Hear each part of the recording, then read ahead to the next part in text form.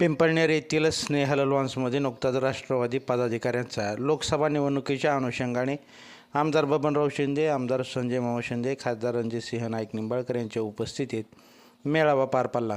तालुक्यातील जिल्हा परिषद गट वाईज अडचणी काय आहेत आणि त्या कशा पद्धतीने सोडवल्या जातील याबाबत रणजितसिंह शिंदे बोलत होते। यावेळी मोडणीमच्या MIDC बाबतचा मुद्दा पुढे आला तेव्हा अनेकांनी सांगितलं होतं की मोडणीमची MIDC झाली, पण तुम्ही सांगितले की ती अजून झाली नाही, होईल म्हणून थांबलो होतो, पण आचारसंहिता झाल्यावर 100% MIDCचे काम पूर्णत्वास नेऊ असं ते म्हणाले।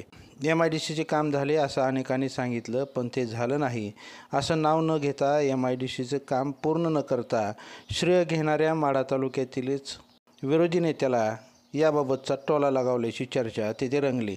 या मेळाव्यात मोडणीमच्या MIDCचा मुद्दा कोणी काढला आणि त्यावर रणजितसिंह शिंदे काय म्हणाले ते पहा। लाईव्ह महाराष्ट्र झोन न्यूजच्या यूट्यूब चॅनलला सबस्क्राईब करा, तसेच आमच्या फेसबुक पेजलाही फॉलो करा।